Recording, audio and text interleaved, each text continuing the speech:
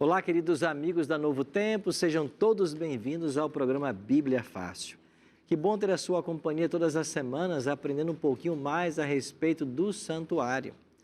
Nós estamos aqui com 10 amigos que vieram de vários estados do Brasil para essa nova temporada do santuário. E estamos aprendendo cada semana um pouquinho mais a respeito desse assunto.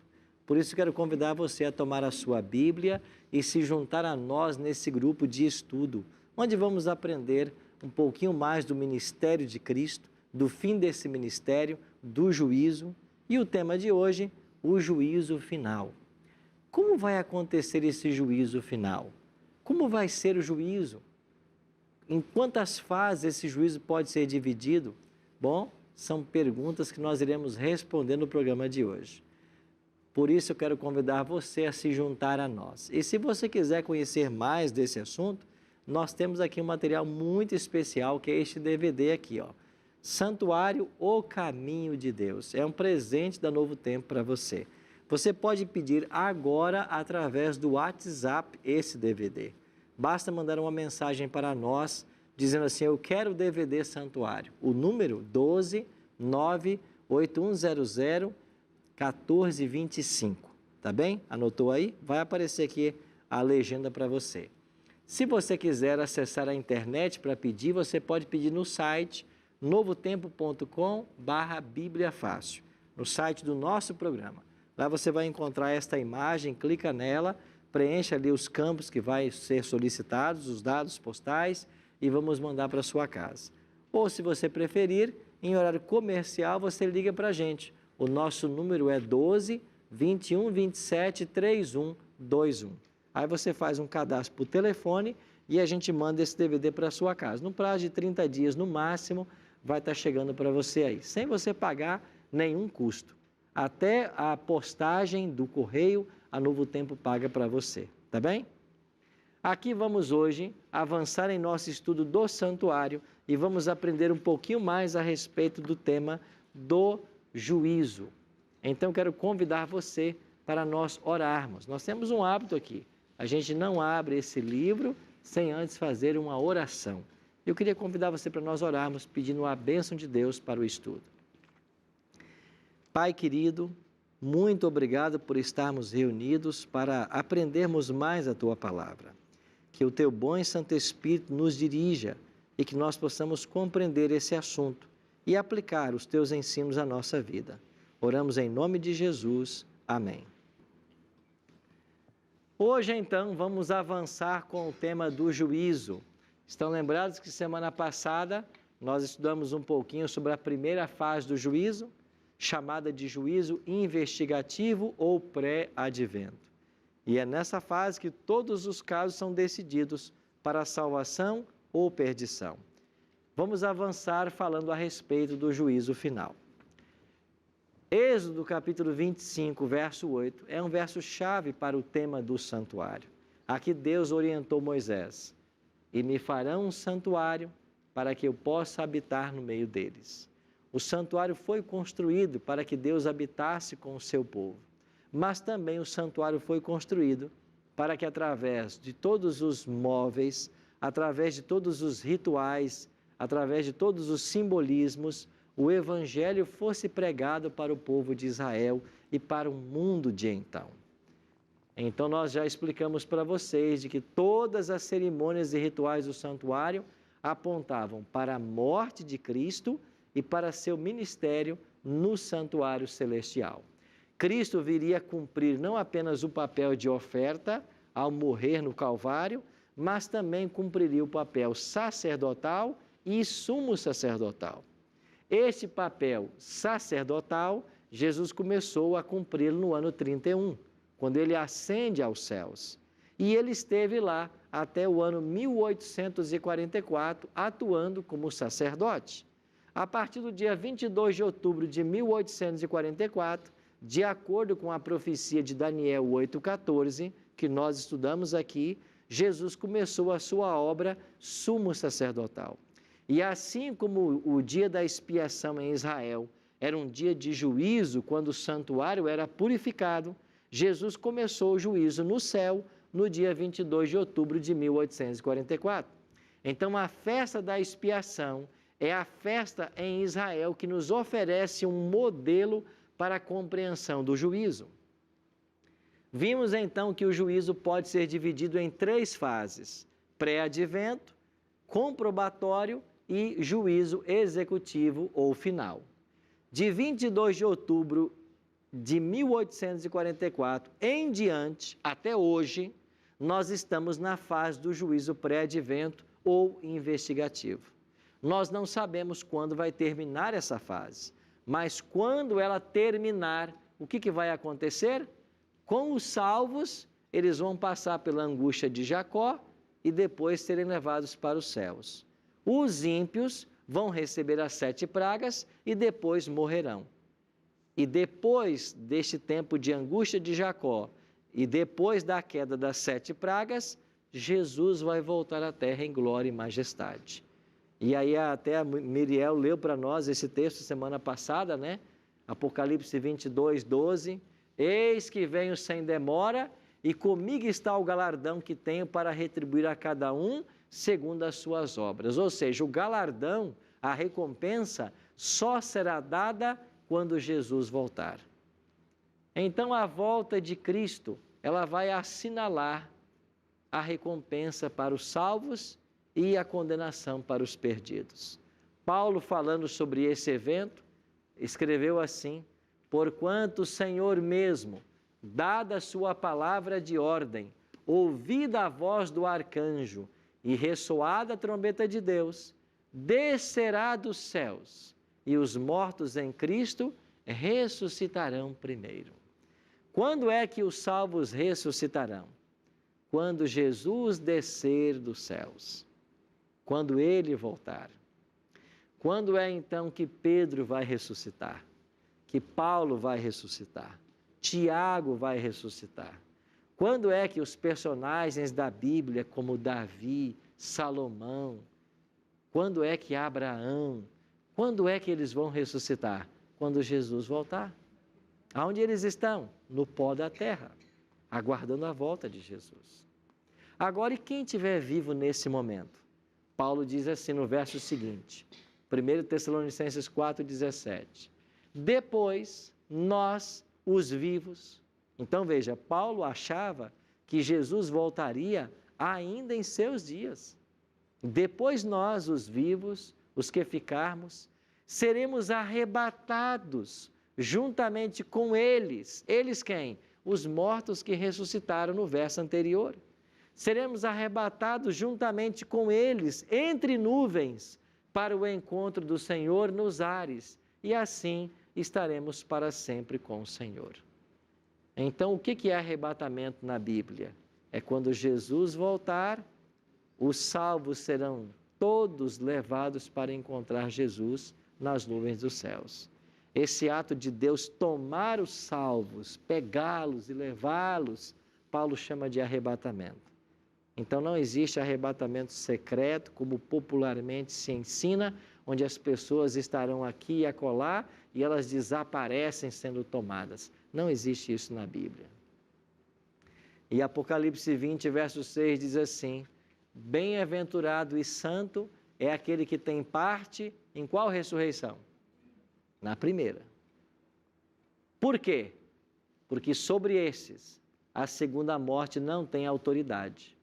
Pelo contrário, serão sacerdotes de Deus e de Cristo e reinarão com ele quanto tempo? 1000 anos. Então, o capítulo 20 de Apocalipse introduz para mim e para você uma nova temática: o milênio bíblico. 1000 anos. Quando Jesus voltar a essa terra e levar os salvos para os céus, vai começar a contar um período de 1000 anos. E o que vai acontecer nesse período? Primeiro, os salvos estarão com Cristo reinando no céu. É o que diz esse texto aí. Os salvos serão levados para os céus e vão reinar com Cristo por 1000 anos. O que é que então começa agora, durante o período de 1000 anos? A segunda fase do juízo, que é a chamada de juízo comprobatório. Agora ela começa. Então, a primeira fase começou no dia 22 de outubro de 1844, se estendeu até o fechamento da Porta da Graça, quando Jesus deixou o santuário celestial. Todos os casos foram decididos para a salvação ou perdição e Jesus voltou. Então, se alguém espera ter chance de salvação, essa chance é agora. Porque quando Cristo voltar, todos os casos já estarão decididos. Agora, olha como o diabo é astuto. Ele tem ensinado por aí uma doutrina dispensacionalista que ensina que as pessoas ainda terão oportunidade de conversão após a volta de Cristo.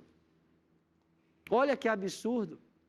Aí as pessoas então não tomam suas decisões, mas quando Jesus volta, todo mundo que está salvo e quem está perdido está perdido. Ah, mas eu aprendi que eu teria uma segunda chance depois da volta dele. Você não aprendeu na Bíblia. Ninguém mostrou isso para você na Bíblia, porque não está na Bíblia.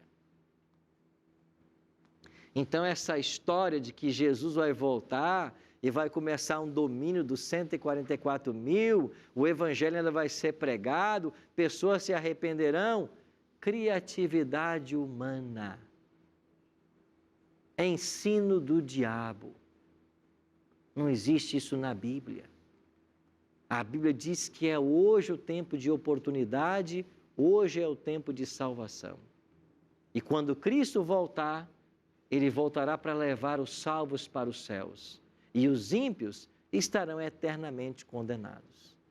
Mas, pastor, se eles já estão condenados, por que tem uma segunda fase do juízo? O que é esse juízo comprobatório? Eu vou explicar para vocês agora.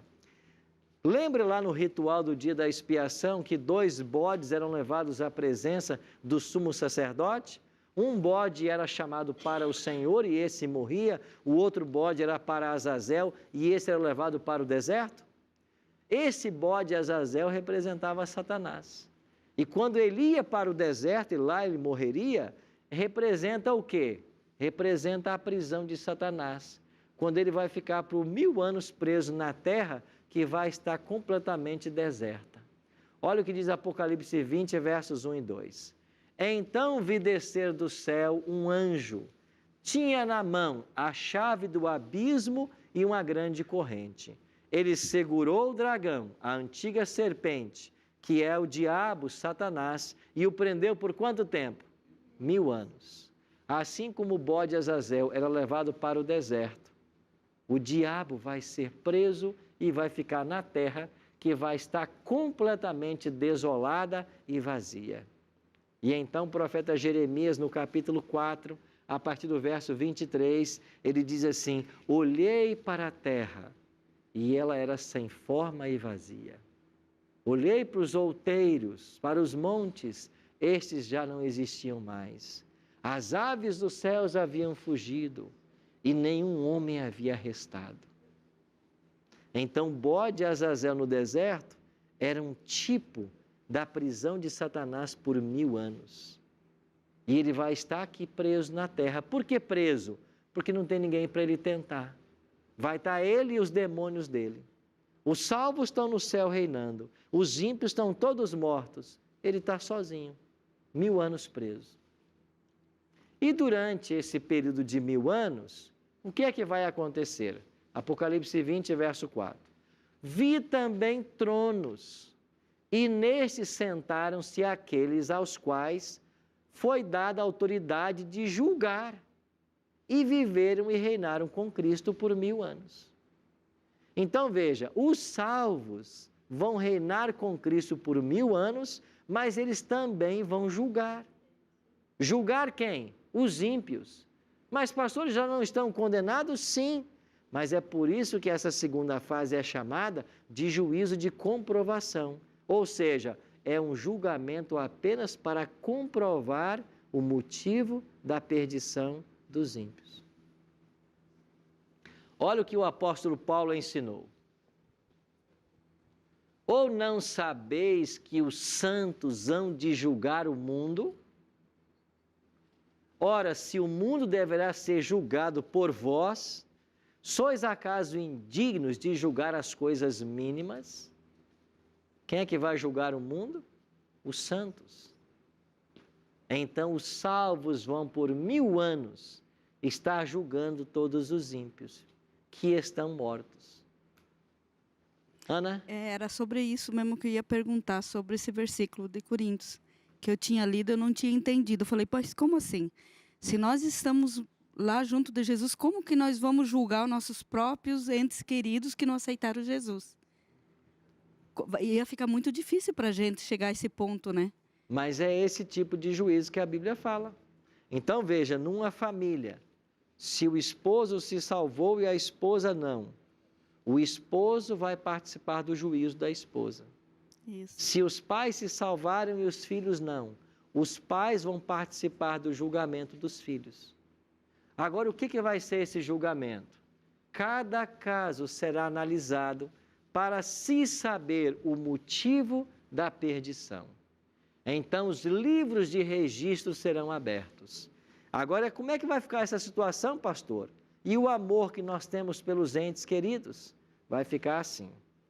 Quando eu abrir lá o livro de registro da pessoa que eu amo, e quando eu ver todas as ações que o céu realizou para salvar essa pessoa, quando eu perceber todo o esforço que o céu fez para que esta pessoa se salvasse, e finalmente ela não quis, porque só não vai para o céu quem não quer, nós vamos dizer, Deus foi justo.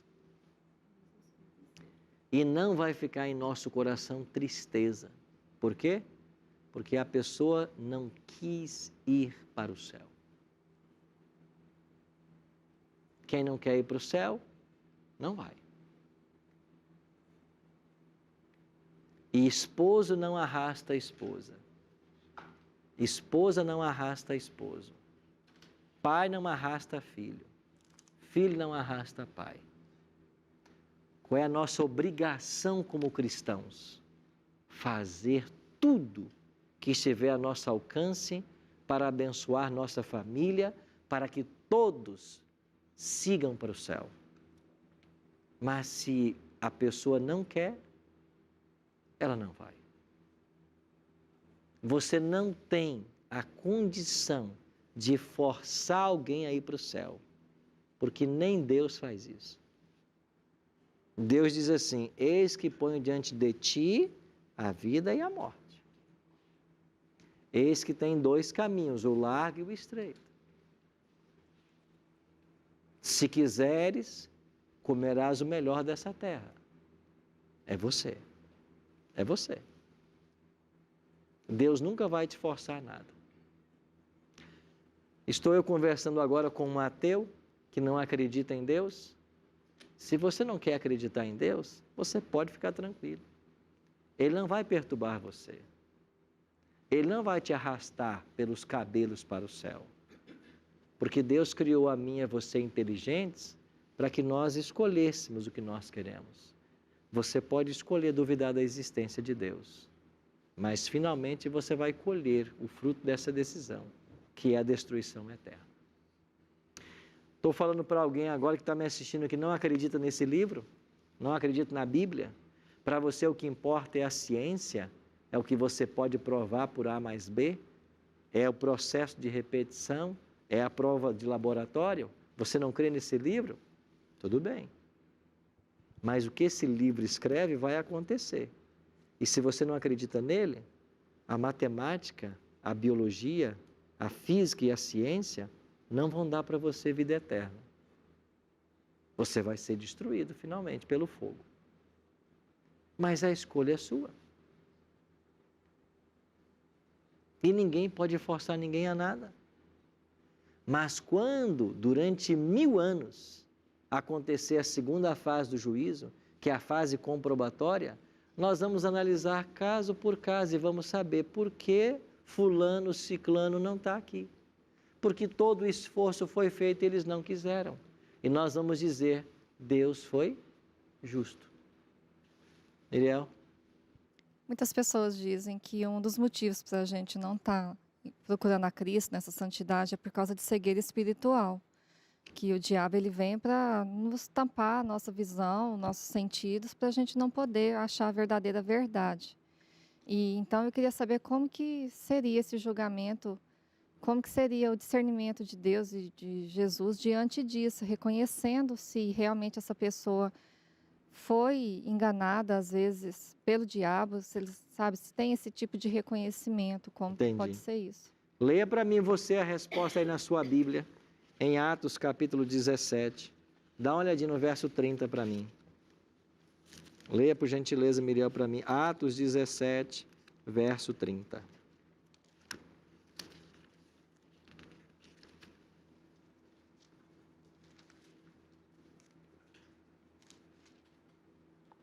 Encontrou? Se você puder ler, Atos 17, versículo 30.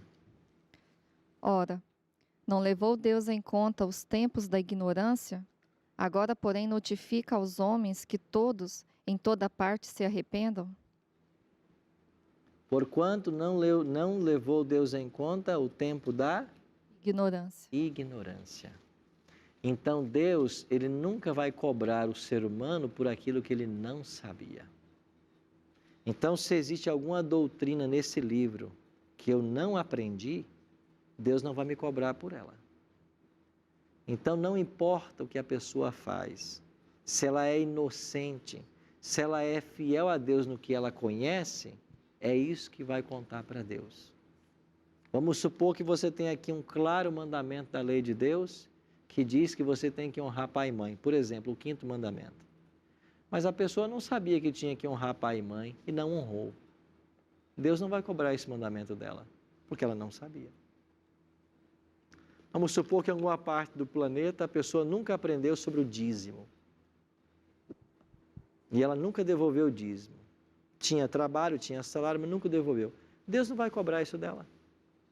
Deus não leva em conta o tempo da ignorância.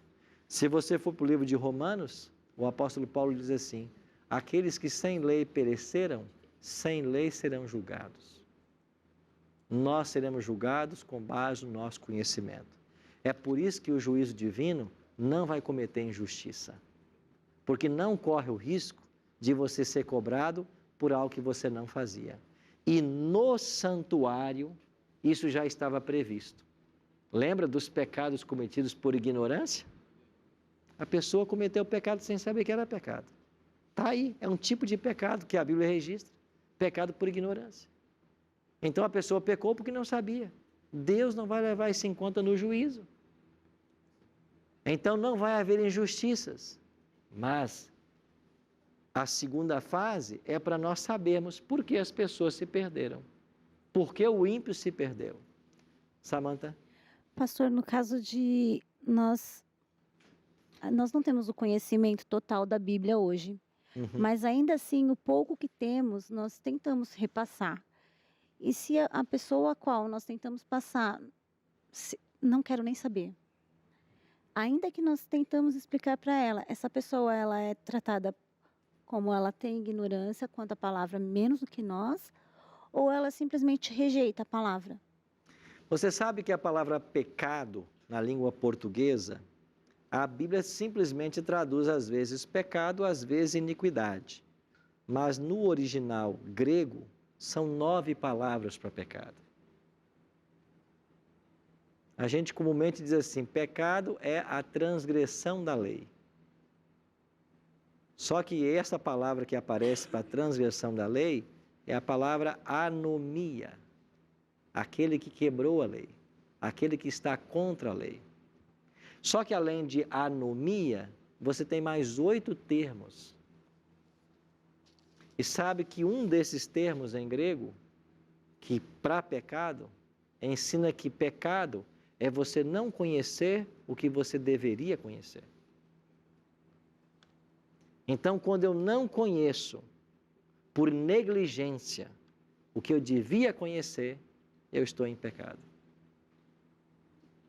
Eu tive a oportunidade, quiseram me ensinar, mas eu teimosamente disse não, não quero. É um tipo de pecado classificado no Novo Testamento. Então, pecado não é simplesmente quebrar a lei. Por isso Paulo vai dizer, tudo que não procede da fé é pecado. Ana? Se eu fiz um pecado na ignorância, mas agora no conhecimento que eu tenho o direito de pedir perdão desse pecado? O sangue de Cristo te deu esse direito, te assegurou esse direito. Você tem direito ao perdão, porque Ele morreu por todos os pecados. Não importa, Ana, qual tenha sido o pecado. Sabe o que isso quer dizer?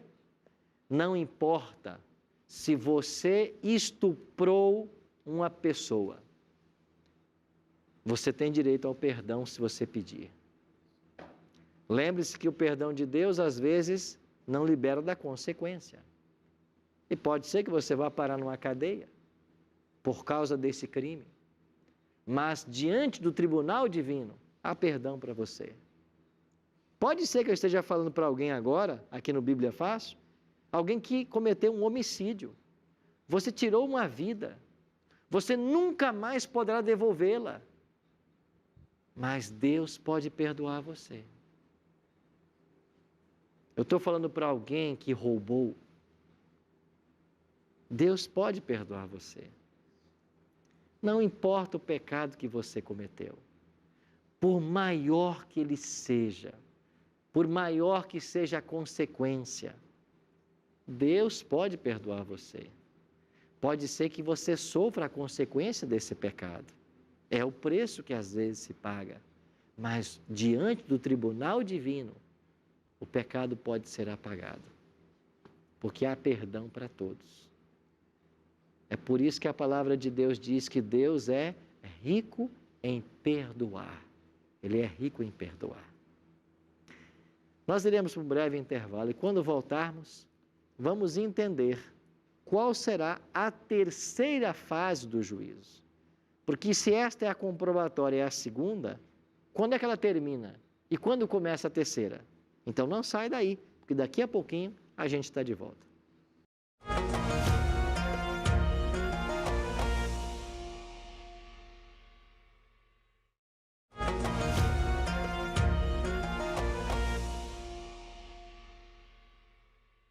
Estamos de volta com o programa Bíblia Fácil, com o tema de hoje, o juízo final. E quando terminamos o primeiro bloco, nós tínhamos aqui uma pergunta. Minha amiga, Miriel. Continuando sobre os pecados, muitas pessoas se glorificam de falar, eu mantenho os 10 mandamentos, eu não infrinjo nenhum. Mas você percebe que pessoas que mantêm os 10 mandamentos, mas são pessoas que brigam, que causam contenda, que causam diferença, que tem confusão em família, pessoas bravas, revoltadas. Queria saber como que seria esse julgamento perante a esse tipo de situação, de comportamento. Porque muitas pessoas acham que é só seguir a lei, mas esquece esse tipo de conduta, causa revolta em família, revolta no meio que fica. Em realidade, o guardar a lei ou guardar os princípios que a palavra de Deus ensina, tudo aquilo que está ensinado mesmo fora da lei, né? Não estando na lei dos 10 mandamentos, isso pode ser observado na íntegra, só pode ser observado na íntegra quando a pessoa tem uma relação íntima com Jesus. Porque o processo é o seguinte, você se entrega a Cristo e você vive com Ele para Ele te dar condições de obedecer. Você vai a Cristo, é salvo por Ele para obedecer. Você não obedece para ser salvo. Então, quem está tentando obedecer, que seja os 10 mandamentos ou qualquer ensino da palavra de Deus, para alcançar a salvação, está tentando o impossível, está tentando salvação pelas obras. Esse não é o caminho de Deus. Qual é o caminho de Deus? você vai a Cristo para Ele salvar você. E enquanto Ele habita no coração, você consegue obedecer. Então você não obedece para ser salvo, você é salvo para obedecer. Então você vai perceber claramente a diferença. A pessoa pode não matar, não roubar, não adulterar, cuidar bem dos pais, das mães e não ter amor no coração. Ele pode. Um legalista. Ele guarda os princípios lá, mas ele não conhece Cristo. Ele não tem uma relação com Jesus, não é amigo íntimo dele. Aí vai ter problemas, ele vai tratar as pessoas de qualquer jeito, ele vai pisar nas pessoas, vai fazer o que você acabou de mencionar. Agora, se eu sou um cristão que entendi que eu sou salvo para obedecer e que a salvação é através de Cristo e que a salvação envolve santificação, que obra de uma vida toda, todo dia quando eu acordar, qual vai ser a minha primeira ação? Me colocar na presença dEle. E como eu me coloco na presença dEle? Oração e estudo da palavra. Aí é a presença dEle no meu coração que vai fazer a diferença ao longo do dia. Porque não se engane, você não consegue pecar na presença de Jesus. Toda vez que você peca, você teve que se afastar dele. Ninguém peca na presença de Jesus. Sabe quando você peca? Quando você vai para longe dele. E você sabe muito bem como funciona, porque você, como eu, é uma pecadora. Nós somos pecadores. E a gente sabe exatamente como você começa a ficar longe de Cristo, a ignorar os apelos do Espírito, para então fazer o que é errado. Ninguém acorda assim, hoje eu vou matar alguém. Ninguém acorda pensando nisso. Ele vai se colocando mais e mais longe de Cristo, a ponto de fazer isso. Então, qual é a única segurança nossa para a nossa salvação? Jesus Cristo. É por isso que João capítulo 15 é um dos capítulos mais essenciais da Bíblia. Que disse Jesus lá, eu sou a videira e vós sois os ramos. Você quer ser um cristão real, um cristão fiel, você tem que estar ligado à videira. É conexão com Ele. É o único caminho. Porque se você se conecta a Ele, tudo que esse livro disser, você vai aceitar. Se você se conecta a Ele, a sua vida vai estar em conformidade com a palavra. Se você se conecta a Ele, você vai receber amor, você vai dar amor, você vai receber perdão, você vai dar perdão. Agora, sabe quem é que não ama? Sabe quem é que não perdoa? Sabe quem é que não trata bem as pessoas? É quem não está conectado com Ele. Aí você não tem amor, você vai dar o quê? Você não sente o perdão de Deus, você vai perdoar quem? Aí você não perdoa ninguém. Sim, Ana. Quando nós pecamos e passa alguns minutos, vem um arrependimento bastante forte. Isso seria o Espírito Santo? Claro, é o Espírito Santo. A palavra de Deus diz assim, quando você estiver andando, você vai ouvir uma voz por detrás dizendo, esse é o caminho, andai por ele. É a voz do Espírito. E Jesus falou que quando o Espírito viesse, ele nos convenceria do pecado, da justiça e do juízo. É ele que convence do pecado. Não existe a possibilidade de haver arrependimento sem a ação do Espírito Santo. Não há arrependimento sem a ação do Espírito Santo. Eu me arrependi porque o Espírito atuou. Se o Espírito não atuar, não há arrependimento. Só ele produz arrependimento. Só ele produz conversão. Então essa história aí de que nós temos que ficar buscando isso, aquilo, o Espírito tem que estar todo dia na sua vida. Porque sem o Espírito você não se arrepende. Sem o Espírito você não vive na presença de Jesus. Ele é o representante de Deus e de Cristo. Então o contato é com Ele. E o Espírito não é uma coisa que vai acontecer lá no futuro. Não é uma coisa extraordinária, é o diário. É a busca diária pelo Espírito. Não é um evento único na vida, ele é diário. Nós precisamos do batismo diário do Espírito. Todo dia tem que haver batismo do Espírito. E como eu sei que fui batizado com o Espírito? Se você está vivendo de acordo com a palavra. Se você está amando as pessoas, se você está perdoando, se você está seguindo a ética do reino, ensinada nesse livro, aí você é um batizado. Recapitulando, durante os 1000 anos, os salvos estarão no céu reinando com Cristo. Os ímpios estarão mortos aqui na terra. Satanás vai estar preso, a terra desolada e vazia, e vai estar acontecendo a segunda fase do juízo. Terminou o milênio, chegamos agora na terceira e última fase do juízo, que chamamos também de juízo final, juízo executivo. O que é isso? Apocalipse 20, verso 7. Quando, porém, se completarem os 1000 anos, Satanás será o quê? Solto de sua prisão. Por que é que Satanás será solto? Porque os ímpios ressuscitarão.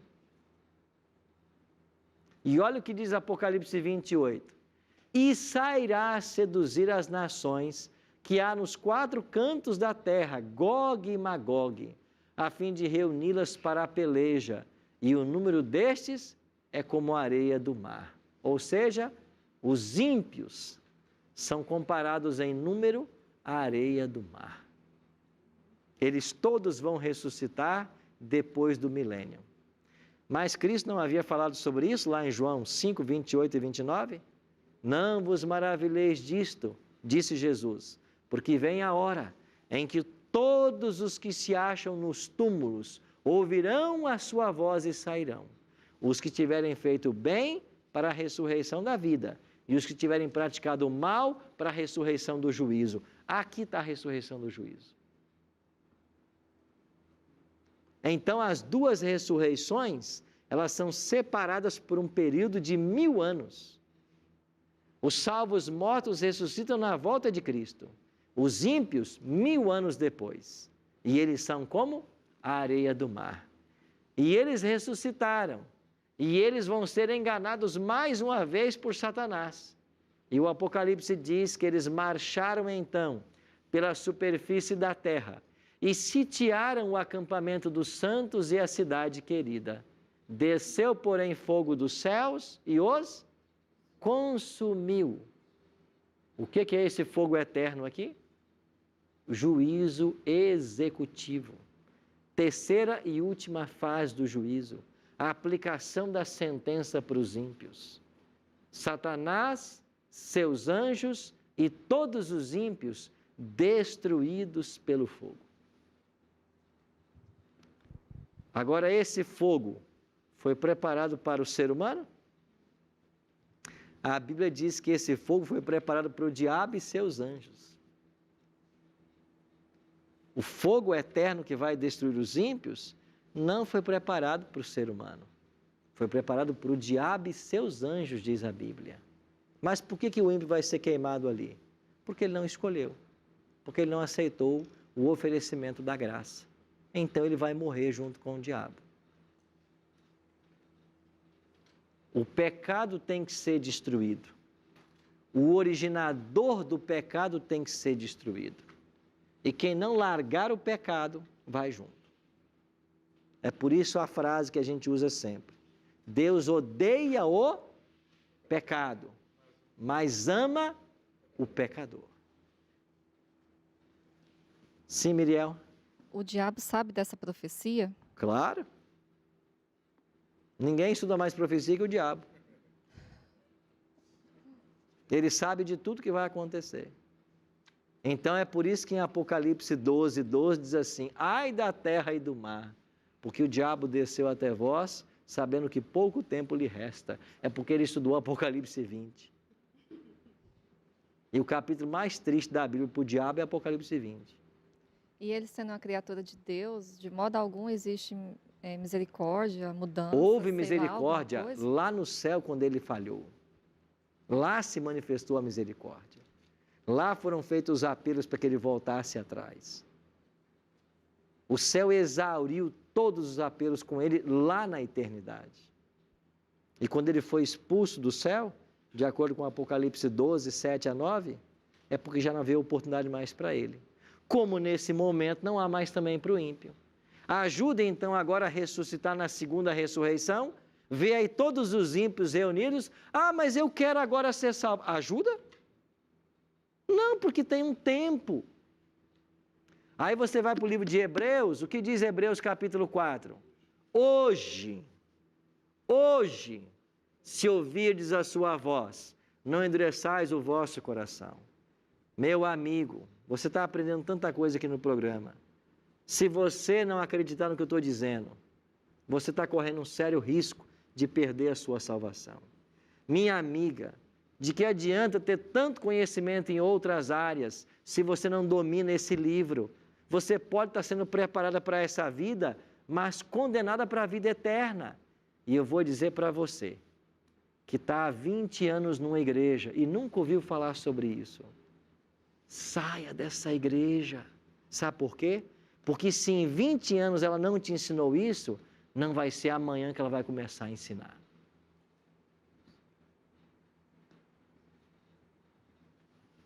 Elizabeth, vem aqui um pouquinho. Permita-me. Conheci Elizabeth faz alguns meses, né? 40 e quantos anos, Elizabeth? 42. 42 anos dentro de uma igreja. Você já tinha ouvido falar sobre isso, Elizabeth? Não. Nunca. 42 anos. Mas eu estou muito feliz com ela e com o esposo que estão aqui. Sabe por quê? Porque eles estão aprendendo agora a palavra. O que não aprenderam em 42 anos. E eu louvo a Deus pela vida de vocês. Amém. Eu sinto em vocês um casal muito dedicado a Deus. Obrigado, Elizabeth. Eu vou dizer para você uma coisa. Dentro de qualquer igreja, não importa a placa, tem muita gente sincera. Filhos e filhas de Deus, que estão vivendo sua experiência com Cristo, naquilo que eles conhecem. Mas existem coisas essenciais nesse livro que você precisa conhecer. E se você está há tanto tempo dentro de uma igreja que não ensina isso, isso não vai mudar. É por isso que Jesus falou assim: conhecereis a verdade, e a verdade liberta. Eu conversei com Luiz Carlos, né? E Luiz Carlos disse ontem à noite, né? Enquanto nós jantávamos todos juntos aqui, ele disse ontem à noite na mesa de jantar, eu me senti apunhalado, porque me ensinaram uma coisa que não era verdade por quase 4 décadas.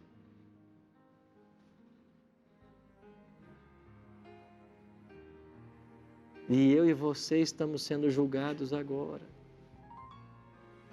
A primeira fase ainda está em andamento. Nós não chegamos nesse ponto aqui. Ainda há esperança. As coisas podem mudar. Você pode fazer diferente. Você pode agora fazer diferente. Mas tem que começar. Minha irmã Eva. E ele já foi derrotado na cruz do Calvário. Já. Então já está derrotado, tudo. E agora vai ser eliminado na segunda vinda de Jesus. Vai ser preso na segunda vinda e 1000 anos depois vai ser queimado e destruído. E nessa queimada que vai ser destruído, porque lá em Malaquias fala também, né, da destruição dele. Não vai ficar nem raiz e nem ramo. Nada. Os anjos lá dos céus vão participar desse... Tem mais algum julgamento para ele? Para os anjos ver que foi cumprido? Ou os anjos só estarão assistindo a destruição dele para ver que Deus foi justo? Os anjos de Deus? É. Os anjos de Deus acompanham tudo, desde a expulsão dele. Os anjos de Deus estão vendo o desenrolar da história há milênios. E os anjos de Deus também sabem que esse momento vai chegar. E por que, irmã Eva, que ele tem que chegar? Porque o pecado tem que ser destruído. Nós não podemos habitar para sempre num planeta onde aconteçam injustiças, maldades, violências. Então esse fogo, ele vai queimar os ímpios, Satanás, seus anjos, vai queimar o próprio planeta. Só que esse fogo não vai destruir o planeta. O que vai acontecer com esse planeta? Renovado. E o mesmo fogo que vai destruir o ímpio, Satanás e os anjos, vai purificar esse planeta. E esse planeta será a nova terra que Isaías viu em visão, que João viu em visão. Isaías 65:17 diz: pois eis que crio novos céus e nova terra, pois as primeiras coisas já passaram. Aqui vai ser o paraíso de Deus. Essa mesma terra que hoje nós pisamos, aqui vai ser a nova terra. E para esse planeta vai vir a nova Jerusalém, que está lá nos céus. As moradas que Deus construiu, como Ele prometeu que construiria. A cidade santa, ela vai descer para essa terra. A capital do universo vai ser aqui agora. E os salvos de todas as eras, desde Adão até o último ser humano que se salvar antes do fechamento da porta da graça, vão se espalhar por essa terra, que será tão bela quanto o jardim do Éden, e nós iremos aqui para todo sempre, na presença de Jesus, dos santos anjos e dos salvos. Nada paga isso. Nada paga. Tudo foi pago por mim e por você. É por isso que Hebreus 10:37 diz: porque ainda dentro de pouco tempo, aquele que vem virá e não tardará. Na ampulheta divina do tempo, nós estamos nos últimos grãos e logo Jesus vai concluir a primeira fase do juízo no santuário. Vai deixar o santuário terrestre, ou santuário celestial, e ele vai voltar à terra. Apocalipse 19 diz que ele vai voltar montado num cavalo branco. E na sua coxa vai estar escrito o nome Rei dos Reis e Senhor dos Senhores. E com ele virão todos os exércitos dos céus. O Pai também vem com Jesus. E o Espírito já está aqui. A Trindade trabalhando pela salvação do homem. Esse será o dia mais extraordinário da humanidade. Jesus voltando com todos os anjos. E sabe por que é que todos os anjos virão com Jesus na volta dele? Porque eles terão uma missão especial. Os anjos serão responsáveis por reunir os salvos dos 4 cantos da terra em família. Os salvos vão reunir as famílias que se salvarem. Vai devolver a esposa para o esposo para a esposa, devolver os filhos que você perdeu, devolver os pais que você perdeu, devolver as pessoas que você ama. Os anjos vão entregar para você. E nós vamos agora para o céu. Depois, 1000 anos lá, voltar para a terra. Nova terra, eternidade. Pastor, eu não acredito em nada do que o senhor falou. É direito seu. Você pode. Mas quer um conselho? Se você não acreditar no que eu falei, nem nesse livro, você corre um sério risco de perder o maior presente que Deus tem para nós, que é a vida eterna. Mas se você acredita nesse livro, nesse ensino, abra o seu coração agora. Nadson, Portugal, vai louvar a Deus mais uma vez. E enquanto a gente ouvir essa música, eu queria que você pensasse. Eu já entreguei minha vida a Cristo? Ainda não? Eu preciso então entregar. Faça isso agora. Entregue a sua vida a Cristo. Confia nele. Preste atenção na letra dessa música.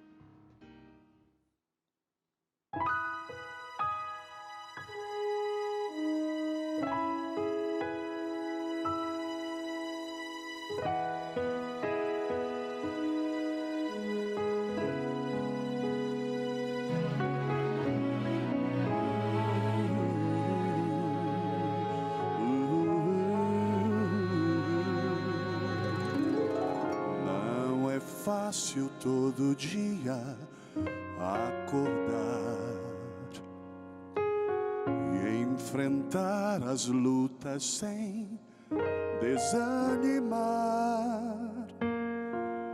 ter certeza da vitória, uma fórmula ou resposta para todos os problemas resolver. Esquecemos que bem perto há um Deus. Como homem ele próprio já viveu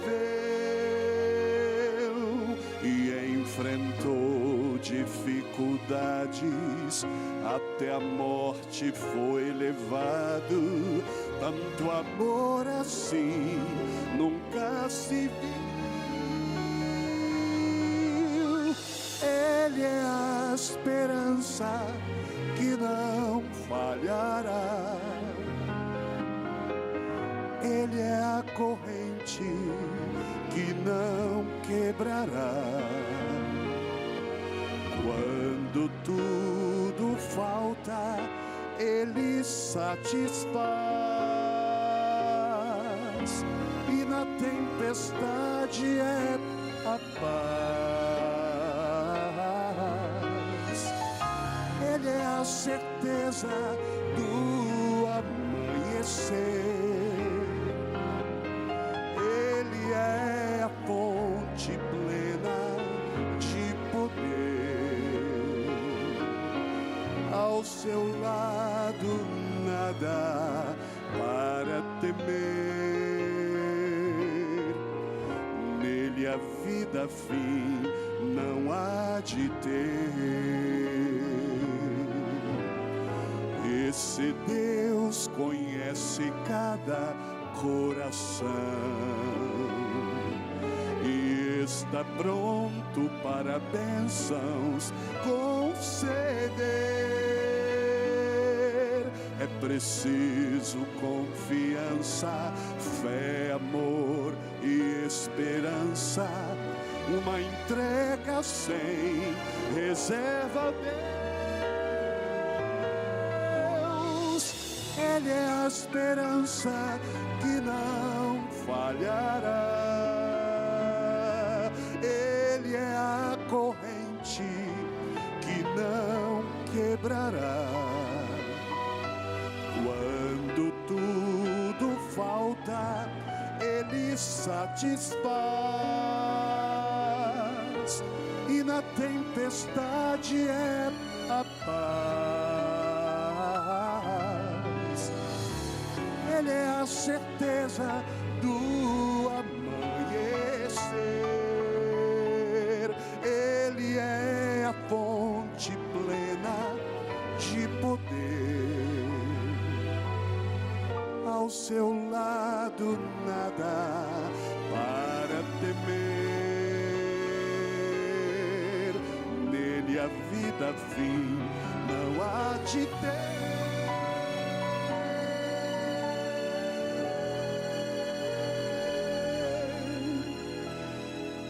Nele a vida fim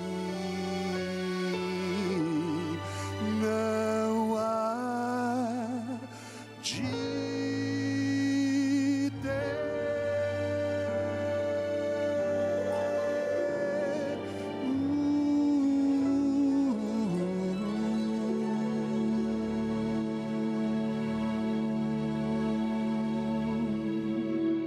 Amém. Obrigado, Nadson. Nele, a vida nunca mais terá fim. Porque eu e você vamos poder viver eternamente.